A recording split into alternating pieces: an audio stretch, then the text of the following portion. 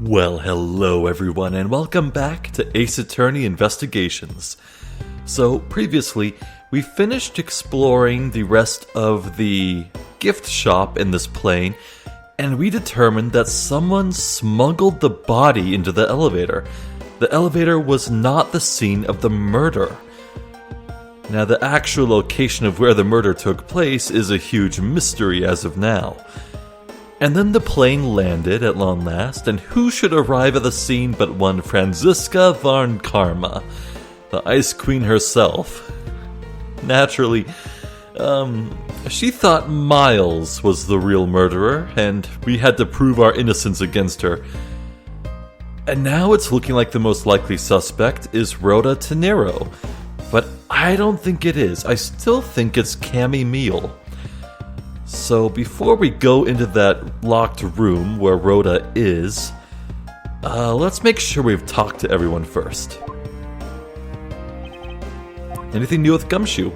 Yes, Franziska's logic.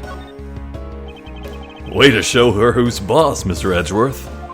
Not even Miss Von Karma's whip is a match for you. You give me too much credit. She simply didn't have all the information.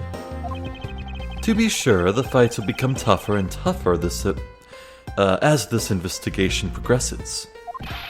That's all right, Mr. Edgeworth. You've got me watching your back. I'll make sure to keep on supporting you any way I can. You just say the word, sir. Really? Then how about standing out in front of absorbing whiplashes for me? Oh God. Don't let him hear that.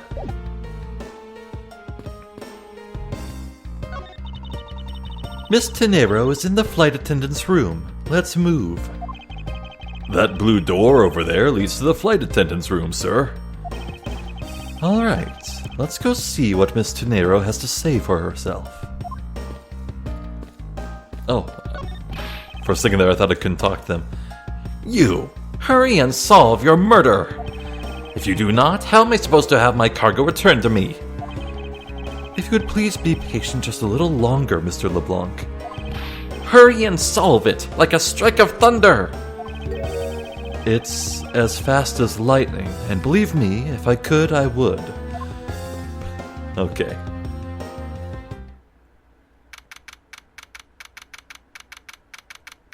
Well, I'm pretty sure the bottom bunk is Cammy's and the top is Rhoda's.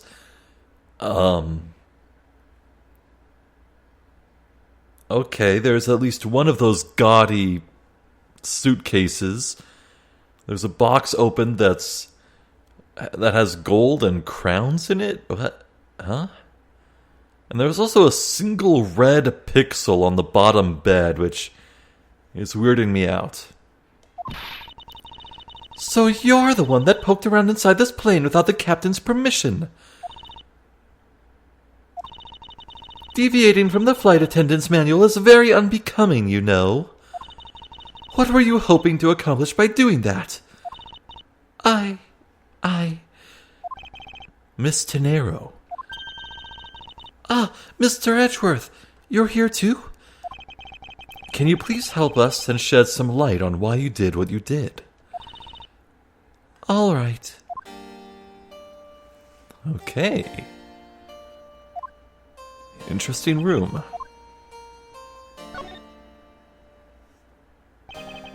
What are you doing, and why are you fidgeting? I've never been on a plane before, and I've never been in an attendant's room.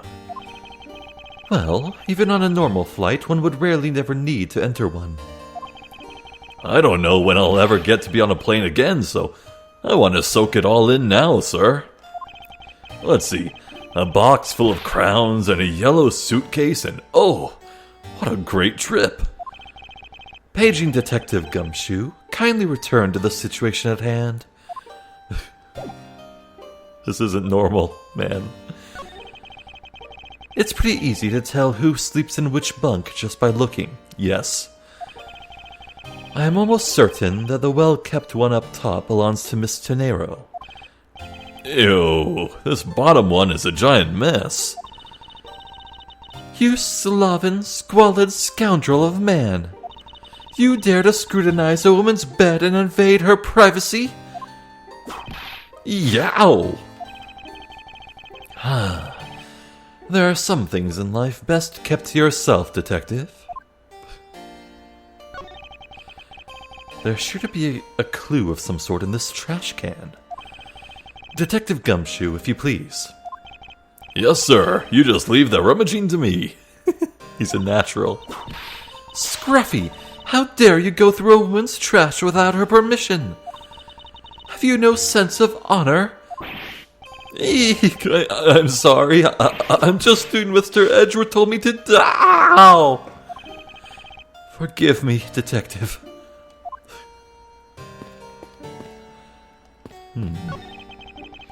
What is all this junk inside these boxes? There is no rhyme or reason to any of it. That's our lost and found, Mr. Edgeworth. Gold crowns and swords and necklaces? It's like a treasure trove in here, sir. The fact that these were left on the plane implies they were carried onto it to begin with. Something tells me it's time for iFly to send its metal detectors out for repairs.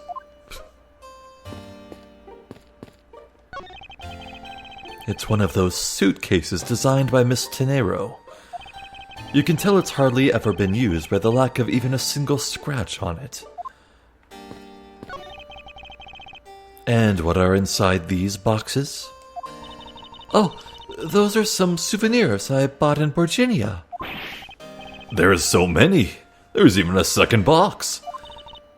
Well, yes, I find that folk art from around the world does great things for my creativity. Those suitcases certainly could have done with a whole lot less of your creativity. Burn. So these are the attendants' lockers, huh? Let's hurry up and examine them, sir.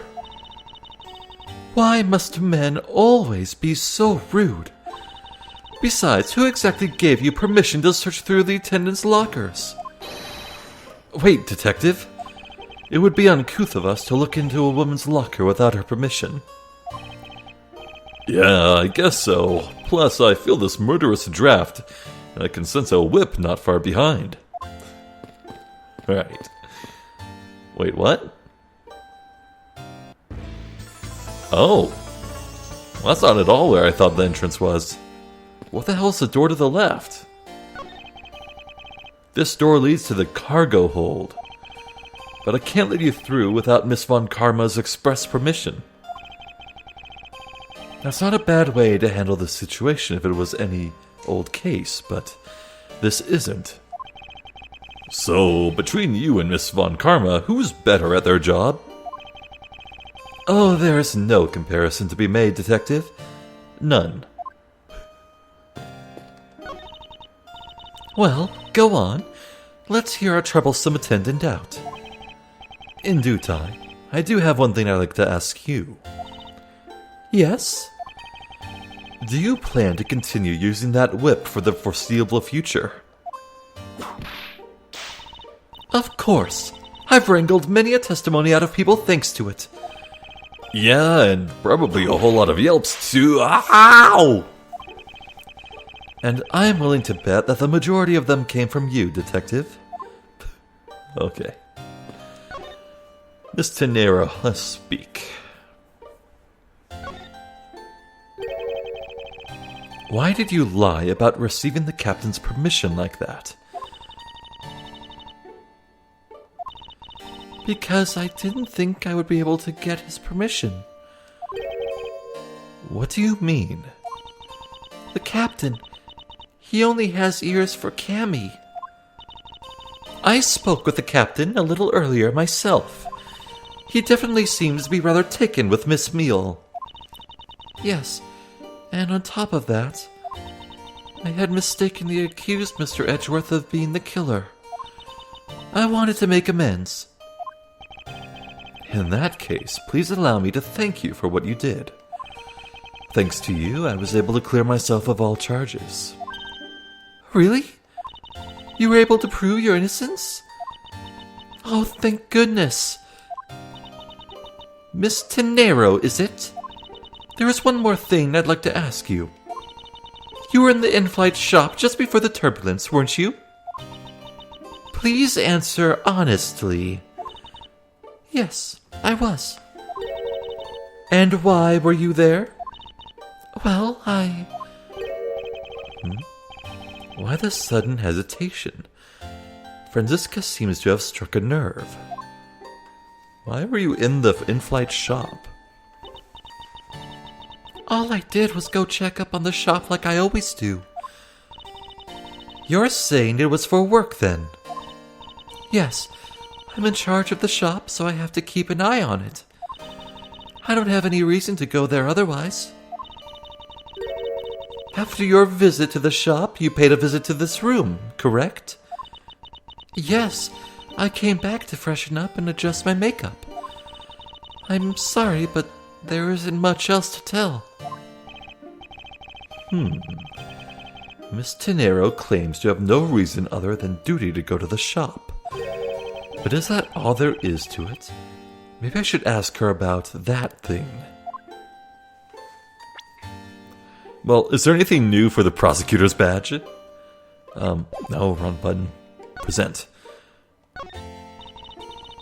I'm sorry, Mr. Edgeworth. I don't know how to answer you. As a professional flight attendant, I'm a failure. She must be worn out from the long questioning session she just went through. Well, let's ask about the cloth. Okay, nothing about that. If you could please take a look at this for me, Miss Tenero. Oh, that suitcase. Yes, about this suitcase. You are the one who designed it, correct? And I think I figured something else out about it. This suitcase is the reason you went to the shop, isn't it? There's nothing you won't find out eventually, is there? Won't you please tell me more about this suitcase? Yes, I was interested in seeing how the suitcases I had designed were selling. I know that as a service professional I'm not supposed to care, but I really wanted to know, and I was glad to see that it was the last one there.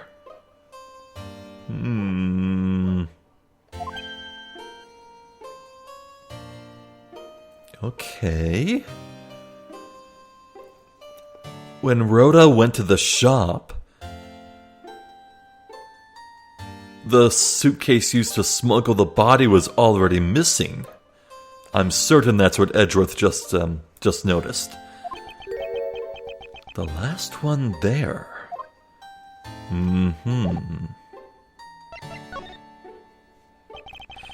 So you're saying, Miss Tenero, that the suitcase in question was the last one? Yes, they're just so popular, they're practically flying off the shelves. That's not exactly the impression I got. The one in the shop is most definitely the last one. Well, we're currently looking at that suitcase. Really? Then I guess we sold all of them. Thank you very much for taking the last one. I didn't say anything about buying it. Then say you'll buy it. I'm sorry, but I can't. But why? I think it'd go great with your complexion, Mr. Edgeworth. It really suits you. Lady, please get your eyes checked. I guarantee it personally as a service professional. Well, that is... how should I put this? It's hideous. Oh, what?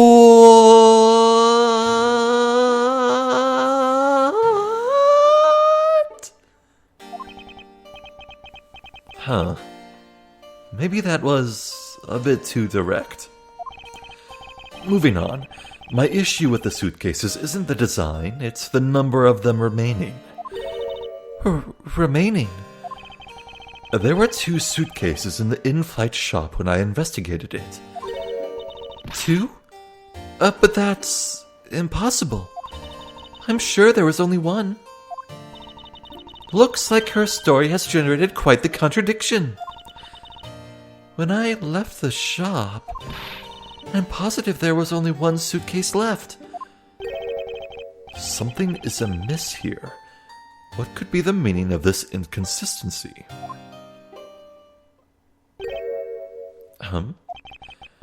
By the way, Miss Tenero, what is one of those suitcases doing here?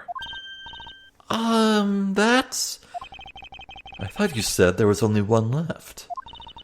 That one is, It's mine. I've used it for a very long time now. She's used it for a long time? I think not. Miss Tenero, I'd appreciate it if you wouldn't lie to me. Excuse me? I don't believe for even 1 second that you've used this for a very long time. What proves that this hasn't been used for nearly as long as Miss Tenero says? The tag? Hello? Take that! Tell me, Miss Tenero, is that also your habit to keep the price tag pristine on your suitcase? What is the meaning of this? Why would you lie about a suitcase?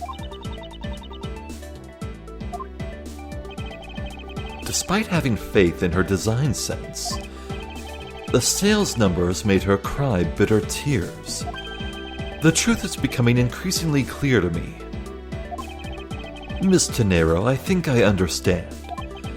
I know what you are trying to hide. Now then, this suitcase was originally in...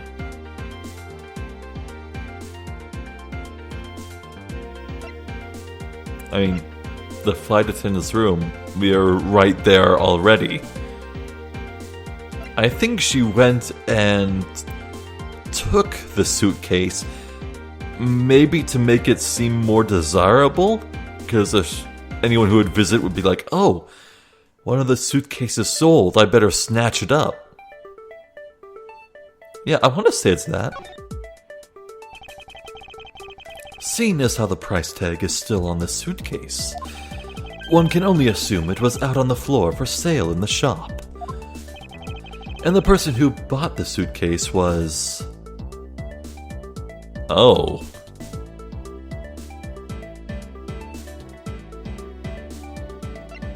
I want to say it was Rhoda herself. Yeah. Take that! It was you, wasn't it, Miss Tenero? I hate to say this, but this suitcase that you designed, it hasn't sold very well, has it? You saw how poorly this design that you poured your heart into was selling, and were deeply hurt. That's why you wanted to make it look like it was selling by buying it yourself. Isn't that right? Then, the reason you went to the shop and came back here was... I'm sorry. All I really have is my job. I was overjoyed when my design was chosen. I thought that maybe I'd finally accomplished something. But the suitcase didn't sell. It's because of the design, isn't it? All because it's, as you put it, hideous. I can't say they chose a great place in which to sell them either. You weren't selling a single one, and they were just sitting there collecting dust. I felt so bad seeing them there, day in and day out. So I decided to buy one for every flight I worked. You buy one every single time you work a flight. I see. So in order to keep your resolution, you went and bought one today as well. Yes, and here is my receipt for that purchase. This receipt is clearly stamped at 5:40 a.m. So Rhoda has a alibi for that time.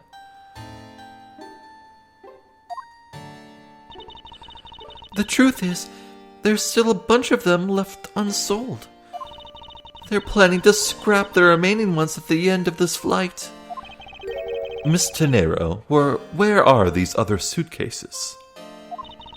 They should all be down in the cargo hold. Then the suitcase the killer used could very well have come from the cargo hold. Mr. Edgeworth? You don't think that the killer used one of my suitcases to... Yes, I do. The killer used one of your beloved suitcases to move the victim's body. Ha! How could they?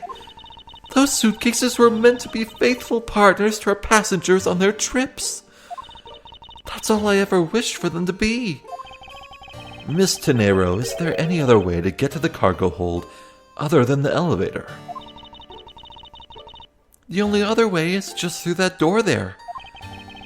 And what about security? That door has no special lock installed because just to enter this room, you need a special key card that only crew members have access to. Which means that the culprit is someone who can enter this room, eliminating the passengers and leaving only crew members as potential suspects. Don't say it. Don't say it. Amogus.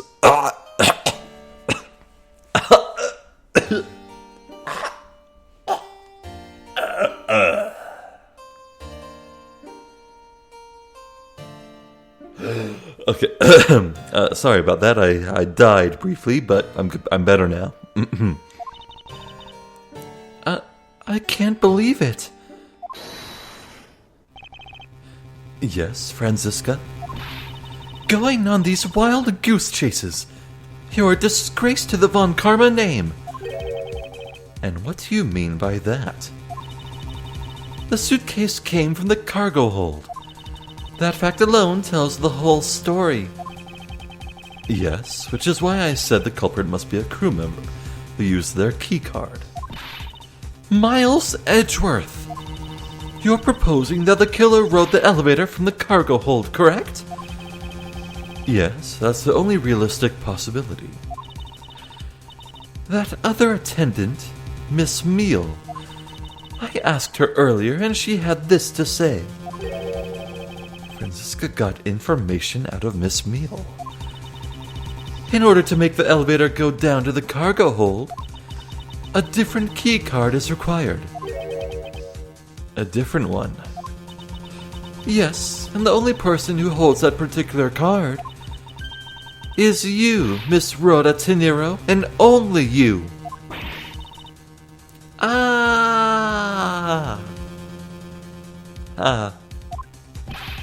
What? Is this true, Miss Tenero? Yes. I keep that key card in my locker at all times. Oh, well, that's just easily stolen now, isn't it? Could you please show us that card right now? Yes, hold on.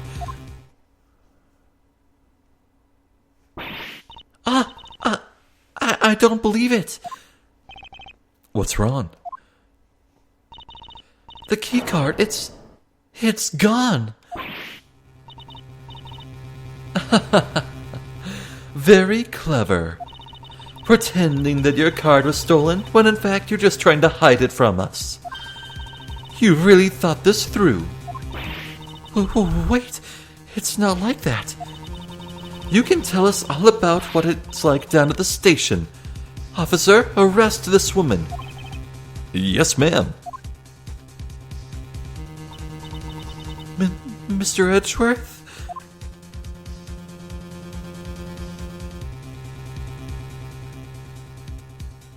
Oh, wow, there she goes. Oh, my. What's wrong? There's disbelief written all over your face. Franziska, I know that you are the lead investigator on this case. However, hold it. Don't even think about wasting any more of my time. You know the rules as well as I do. Evidence speaks louder than words. What evidence? It's missing, but you just spat out conjecture and assumed it was true. Even if this isn't as a courtroom, that basic tenet still applies. I intend to investigate the cargo hold now. What will you do, Miles Edgeworth? I intend to do likewise. To be continued. Ooh. Well, okay then. Dare I say this is the third and final act of this case here? Whoa. Someone tells me this is going to be a very big room. Hello. Wow, so this is a cargo hold, huh? It's so big.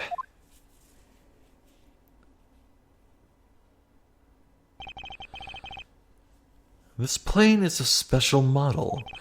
It has both a super large cargo hold and ultra luxurious first class seating. So is this the real scene of the murder? There is certainly a high probability of that, which is why we are here, correct? Okay, let's get investigating, sir. Begin investigation. Oh yeah. Gumshoe, what do you see with your special eyes? This cargo hold is really big. I can't believe they can fit stuff like that in here. Detective, what are you going on about? We're in the middle of an investigation here. Whoa, stuff's falling on me. Oh, I can't get really into my work without something like this happening first. Well, let's get this show on the road. So, which item do you want to start on? In this world, there are those who are masochists, and then there's Gumshoe. So that flight attendant, Rhoda Tenero, she's a killer, isn't she?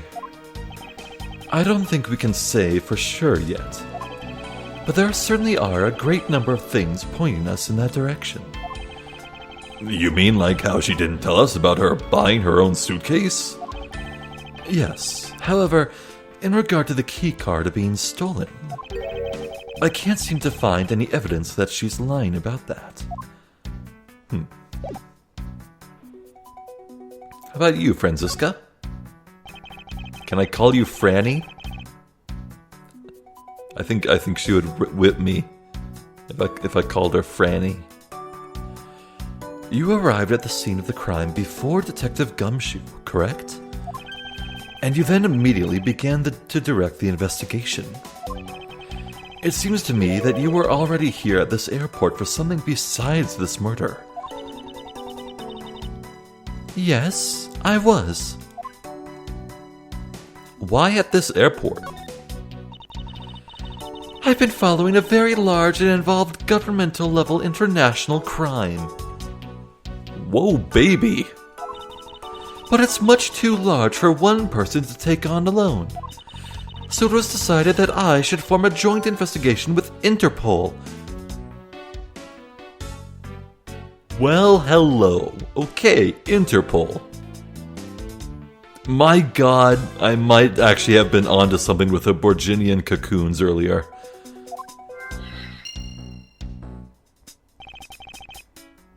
Interpol is involved. It's a top secret operation, so I really can't tell you any more than I already have. Okay.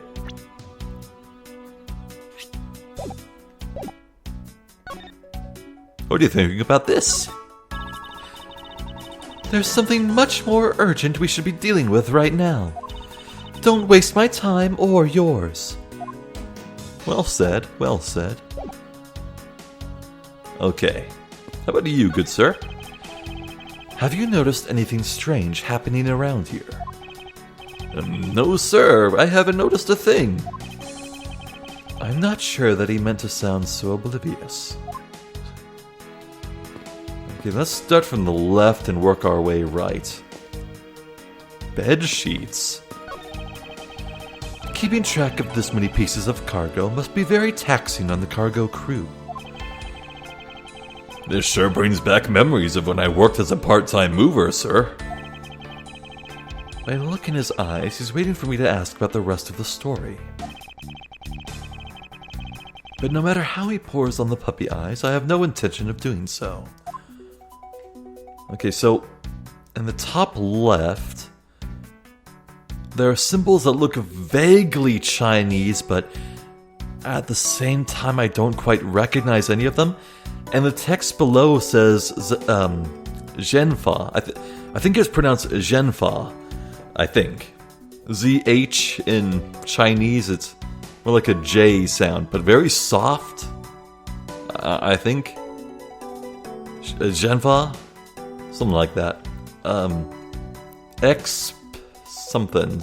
I can't read it. Well, this plane did take a stop at Zhenfa, so who knows? Holy suitcases, Mr. Edgeworth! It's like an all-you-can-use suitcase fair. What?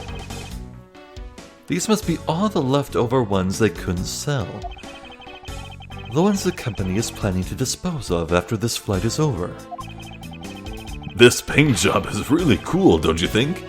It practically screams artsy. Artsy-fartsy, maybe. Oh, why not purchase one then? I'm sure it will bring you much happiness. You think so? Then maybe I will. Let's see here. $1,200!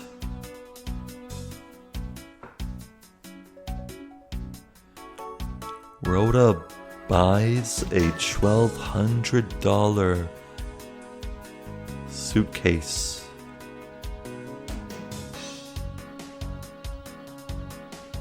Like every other day?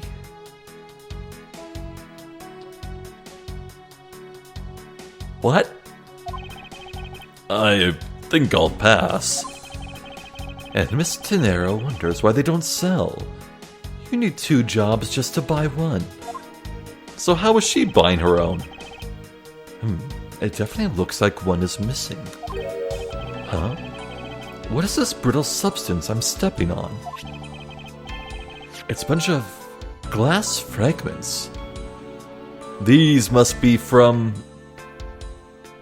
the glass case with the trophy in it. Maybe?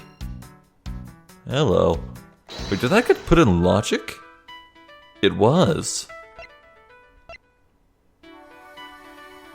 Oh, hello. No, this glass must be from the victim's glasses. He was assaulted right here.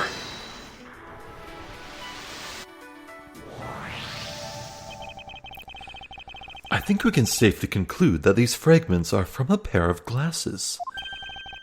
And the victim was wearing a pair of broken glasses. Exactly what I was thinking. I'm sure that the shards would match up perfectly with the remnants of his glasses lens. Ergo, the victim was here just as I suspected. So you're saying that the real scene of the crime was here, sir? Isn't that what I've been saying for a while now? Oh, is it? I didn't know that. Perhaps it's a bit early to draw that conclusion.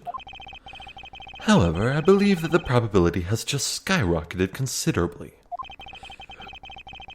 All that's left is to find the murder weapon. Hello. Nice. So what's this conspicuous suitcase? Hey, what's in the suitcases, pal? It's what the victim checked in, sir. So this suitcase belonged to Mr. Hicks. I don't think he'd mind if we took a closer look. There's nothing out of the ordinary in here, sir. Wait, a file? And there's a photo of Miss Von Karma in it, sir. Ah, I knew it. He is Interpol.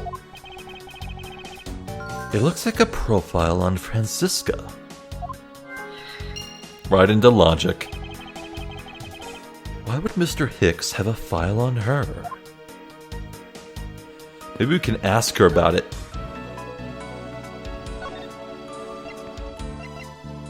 Well, no, we can't. It didn't go into the organizer. It's just in logic. All sorts of boxes are piled up here.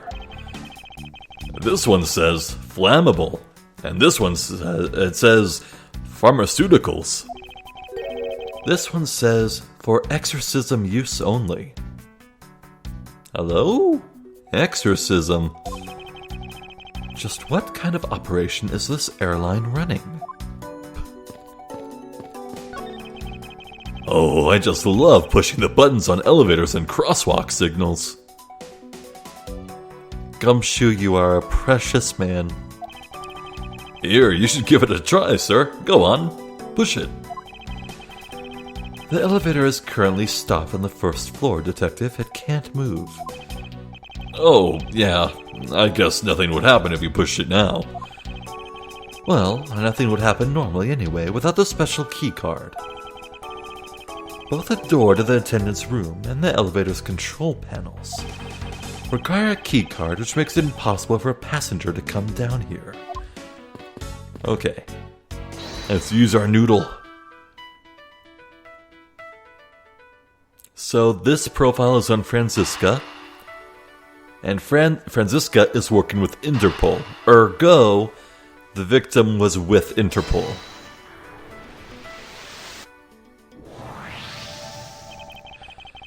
Now, why would Mr. Hicks have documents profiling Franziska? Oh, I know. I bet he's a big fan of Miss Von Karma, sir. Franziska said that she had come to this airport as part of an Interpol investigation.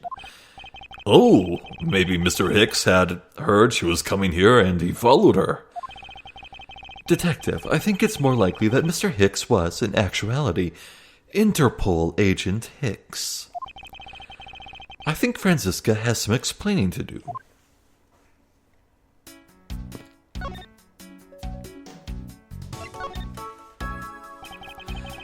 You came to this airport to rendezvous with the victim, didn't you? Nonsense! What are you talking about? We found a profile detailing information about you and the victim's luggage. I suppose it was prepared for him so that he could recognize you when he landed. Which makes him not Mr. Hicks, but rather Interpol agent Hicks. Isn't that correct? Okay, wait. Agent Hicks. Interpol Hicks. There's gotta be some pun, but I still haven't figured it out with him. What's his first name again? Ackby. Agent Ackby.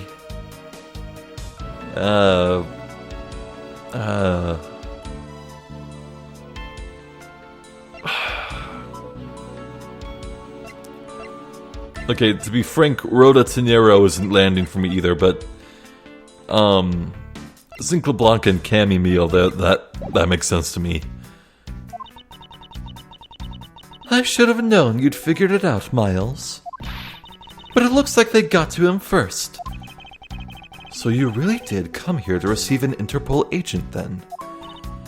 Yes. Agent Hicks was on the trail of a very large international smuggling ring. Oh yeah? And what was the smuggled object, huh? He went undercover to investigate this crime. And it was I who put him on the case. I was supposed to receive a call from him or his cell phone once he had landed. I never expected to receive a call about his murder instead. I think we now have pretty definitive evidence that Agent Hicks came down here to the cargo hold. But what was he doing down here, sir? There is nothing but luggage. Oh, I get it. Maybe he forgot something in his suitcase and came down here to get it. Yow! Agent Hicks came here for a work-related reason. Of that, I'm sure. Yes, I'm sure he was here to investigate the smuggling operation he was observing. Franziska, do you know exactly how he intended to pursue his investigation? No. Unfortunately, I was going to find out from him after he landed. I see. But this raises another question. A normal passenger can't access the cargo hold on their own. Agent Hicks must have identified himself to a member of the crew and entered the cargo hold with that person who let him in. Yes, and then he was murdered here. These glass fragments and his broken glasses are a testament to that. And then the killer put Agent Hicks into one of the spare suitcases and they entered the elevator. And while they were riding it up, the plane hit that patch of turbulence. Because of the intense shaking, the suitcase popped open, and Agent Hicks's body flew out. At the same time, his wallet fell out of his pocket, spilling its contents everywhere. Which explains why there was money scattered all over the elevator floor.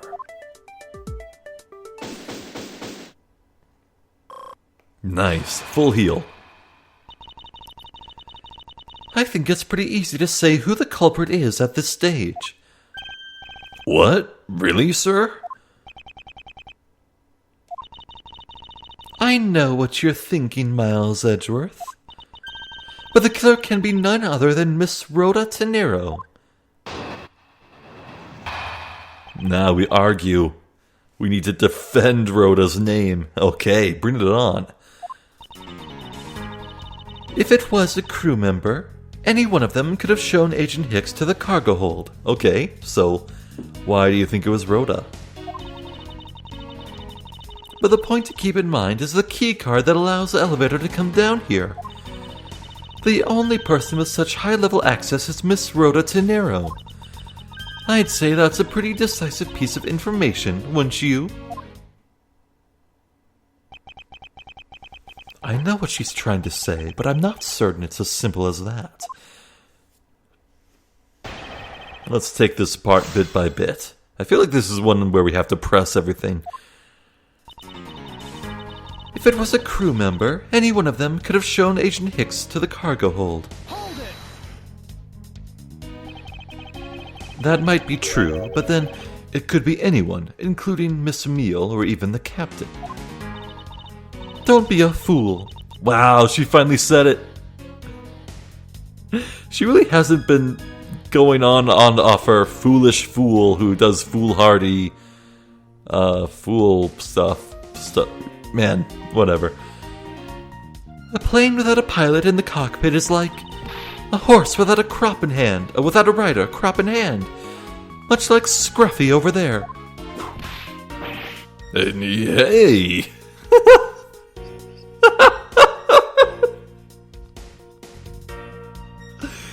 He got hit with the crop and then he neighed. Oh my god. It's moments like this where you can just really feel that the translation team, they were having a lot of fun. I love it. I can't disagree with her on that. Detective Gumshoe does always need a guiding hand. Very well. Then what about the other flight attendant, Miss Meal? Huh? I thought you might ask about her. But the point to keep in mind is the keycard that allows the elevator to come down here. Hold it! But it's highly likely that the keycard was stolen from Miss Tenero. Objection! It's highly likely? Is that possibility the best you can come up with? And you call yourself a disciple of my father? Yarg! Yes, well, I don't have any evidence. Be quiet. You're a disgrace. There's more evidence pointing to Miss Rhoda Tenero, you know. It's not just the keycard that gives her away. Are you talking about the murder weapon, the Mr. I-Fly piggy bank? Yes, She is also the only person with a key to open that display case.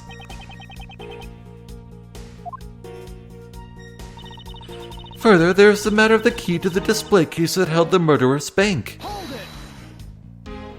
That's a new addition to the testimony here. Well, oh, I couldn't even read what he said.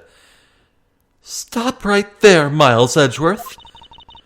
You don't have any proof that this is just a red herring.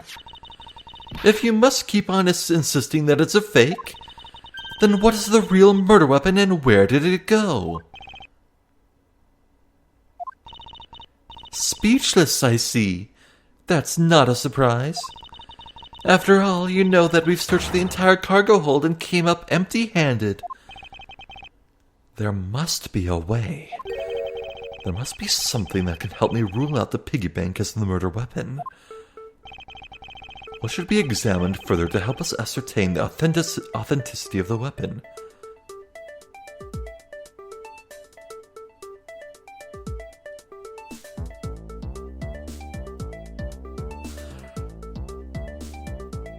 The bank itself. It's covered in blood, yes, but is there any sign that it's like dented or scratched? Maybe. That's my logic for picking piggy bank. Checking the crime scene, well, both Miles and Franziska agree that the body was struck and killed here, then stuffed into the suitcase. I don't think there's any new information to glean from this location here or the elevator with the information we just learned. Let's see.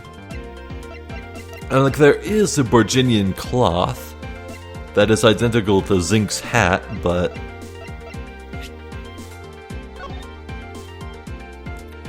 let's have a read here. Oh my god, I should have looked at it earlier. Oh, man.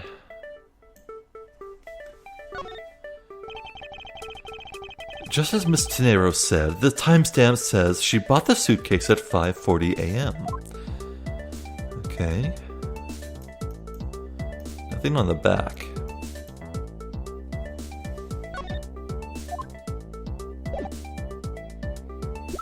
And the body found at 6:15. Well, that's when it was found, but it was not when it was killed. Well, come to think of it, we can actually look at this ourselves now. The hat on its head was found inside a display case in the in-flight shop. I wonder if that fact has any bearing on this case. It says, I fly airlines. You know, I've seen it occur a lot recently, and it's been bothering me greatly. But why does nobody know how to properly capitalize and space nouns anymore? Oh. Oh, Miles. Out of touch. Hello. There's some blood on one of the corners. Could this piggy bank be the murder weapon? But when I look at it like that, I mean, it's a pretty solid knock with the corner, but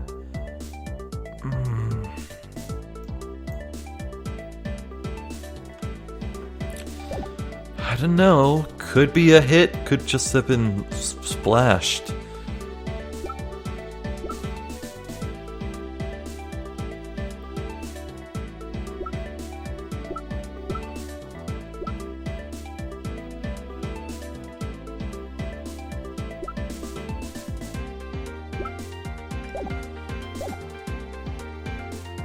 And as for checking the body, like, you could make an argument that you could look at the wound a lot closer and determine if it was blunt.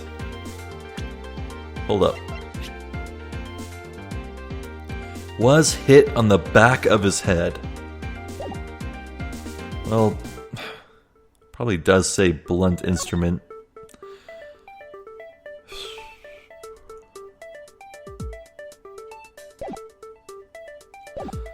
Let's look at the statue closer.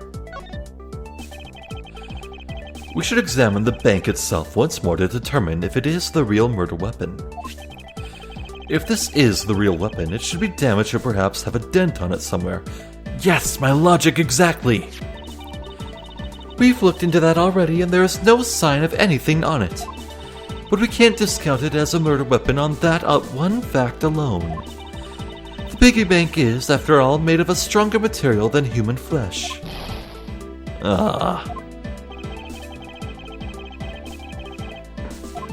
Okay.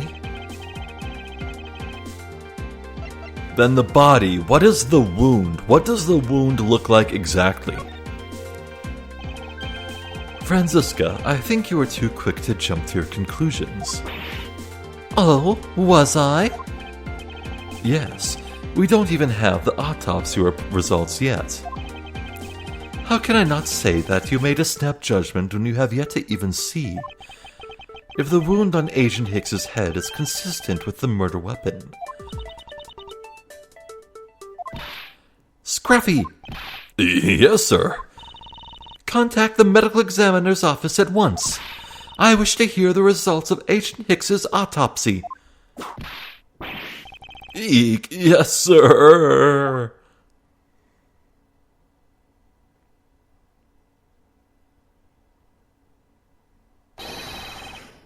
We've got a big problem, Mr. Edgeworth, sir.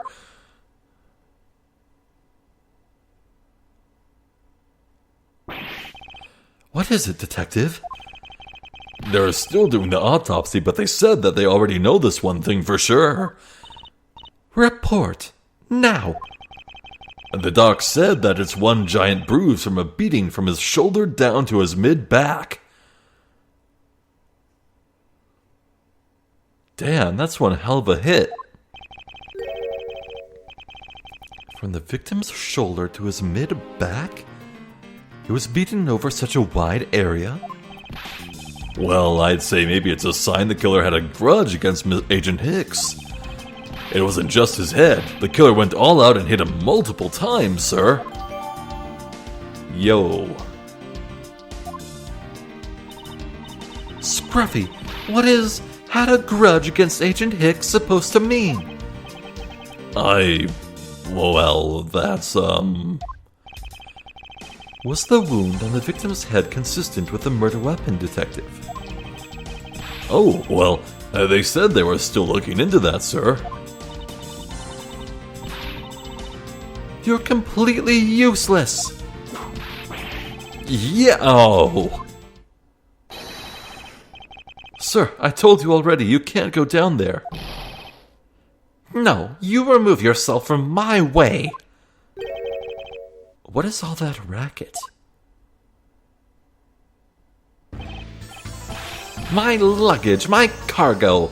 They're mine, and I demand you return them to me. We're still investigating the cargo hold. Please understand and have a little patience. I suppose there is no choice. Finally, I think he gave... Hey, what are you... You have left me no choice but to use strong force. Arr! You won't get past me. This is... Wait, that's it. So that's what this whole thing has been about. Further, there is a matter of the key to the display case that held the murderous bank.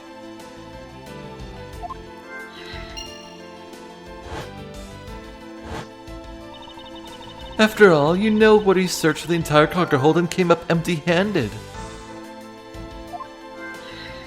Oh. The doc said that it's one giant bruise from a beating from his shoulder down to his mid-back.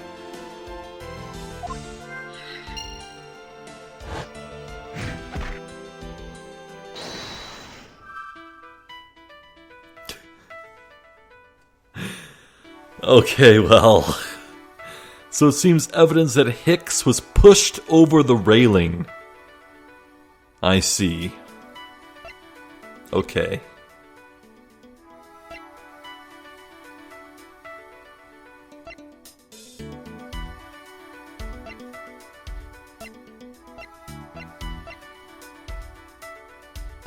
Okay, let's begin. The Mr. iFly piggy bank, it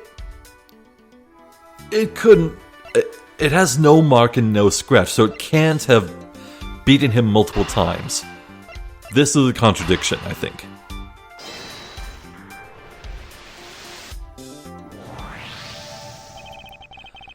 Allegedly, the killer struck the victim many times over, which is why there is extensive bruising over such a wide area.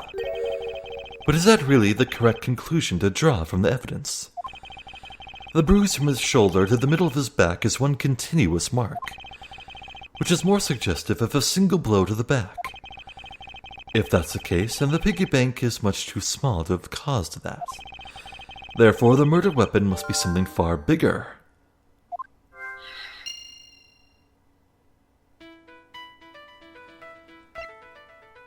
A sizable weapon. Weapon couldn't be found. Because everyone's been looking for something too small.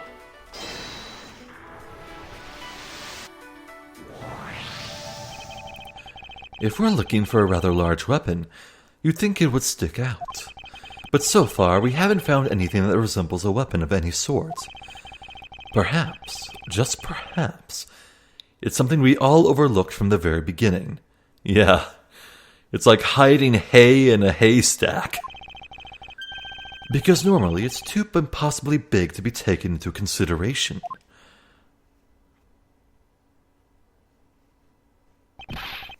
What was all that all about?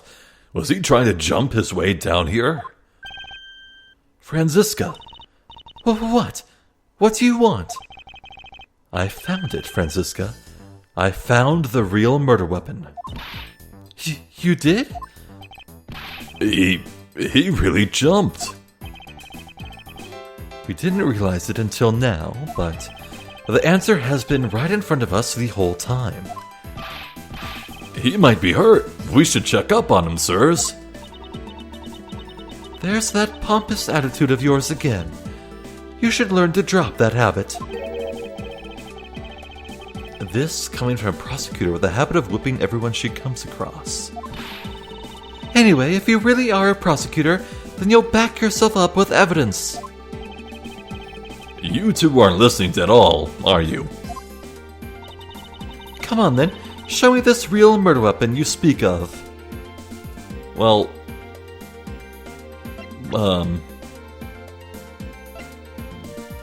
I don't have evidence to show because it's not in my organizer, it's just right there.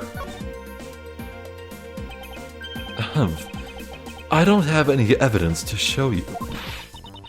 Foolish reasoning for a foolish fool for a foolishly foolish fool meant to fool me.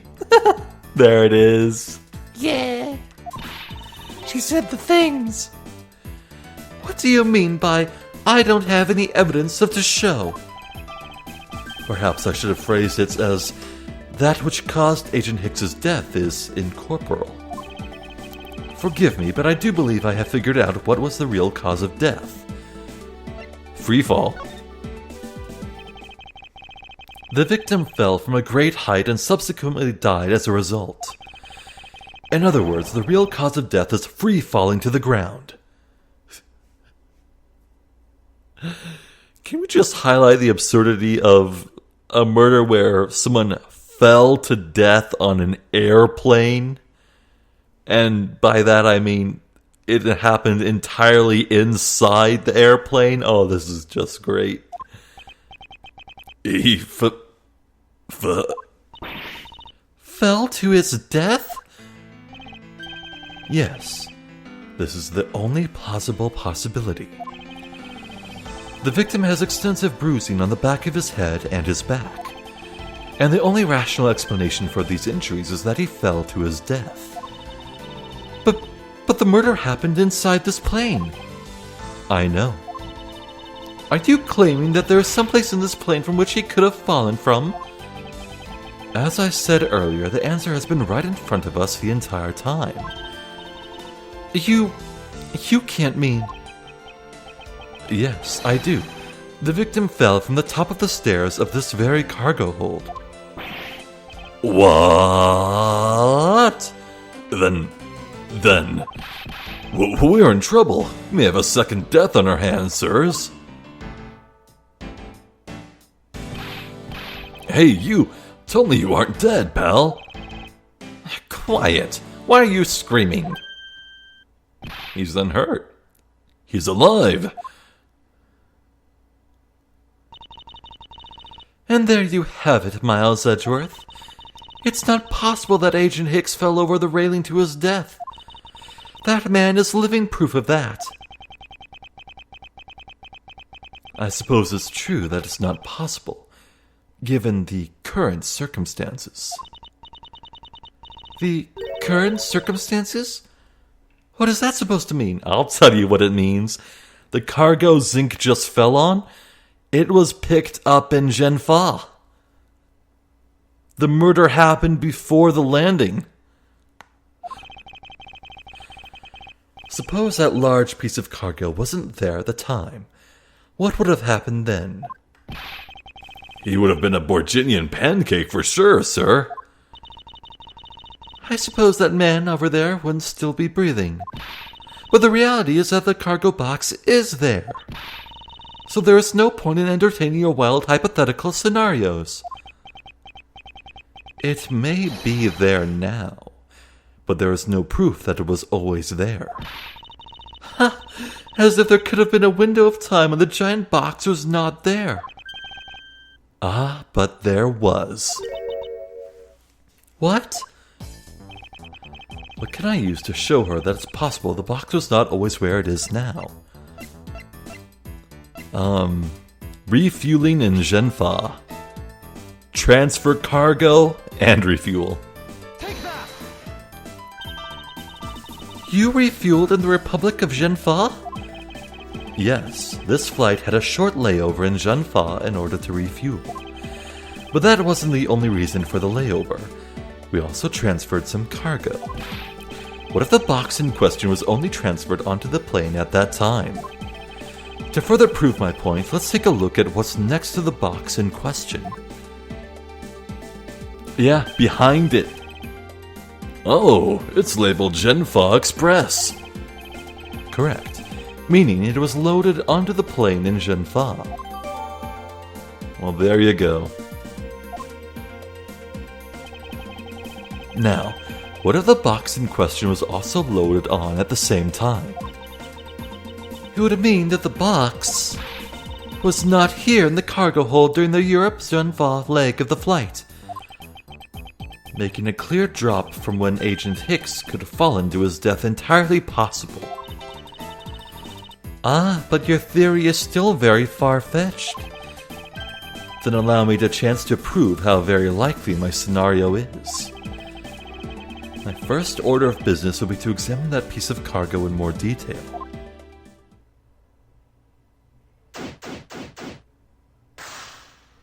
Right. Perfect and beautiful. Okay. So...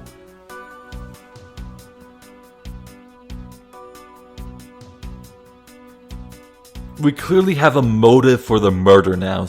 Hicks was murdered because he was investigating some sort of smuggling operation.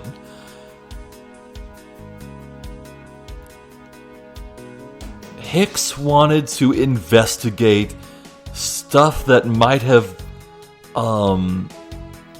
been exported out in Genfa. So he wanted to inspect the hold before they landed there.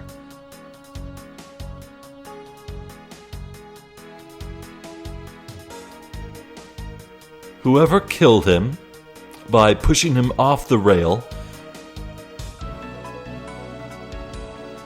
was afraid of being caught because they're smugglers.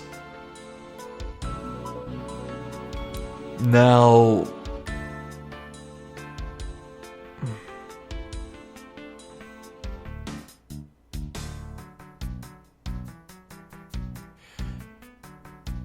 would an airline attendant really have the capacity to smuggle?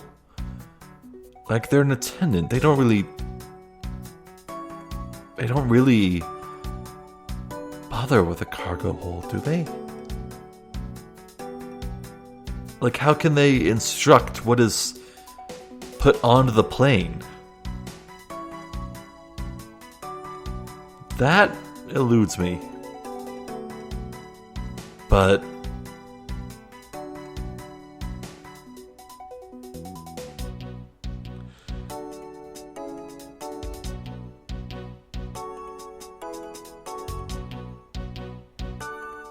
I wonder what that crate there can tell us about the scene. If it was added afterwards. So I think we have a timeline. Hicks went in, got murdered. The victim was stuffed into one of the suitcases and then left there for a while. Then the new cargo from Zhenfa was loaded in, the plane took off. Then the murderer came back for the suitcase and tried to move it. That's what I think happened. But it's up to us to prove it. Well, anywho, this video's gone on quite long enough, so... Man, this case is getting more and more interesting. It started out so strong, and it's only getting stronger. This is... Man, and the initial case... in the office with Jock Sportsman, that was really strong too. Ace Attorney Investigation has a very strong start, and I am loving it. But then again, I'm loving all of the Ace Attorney franchise, so I'm just loving this in particular, you know? Anywho, for now, I'm Zephyr the Jester. This has been more Ace Attorney Investigations. Thank you for watching, and hopefully I'll catch you next time. So until then, please take care.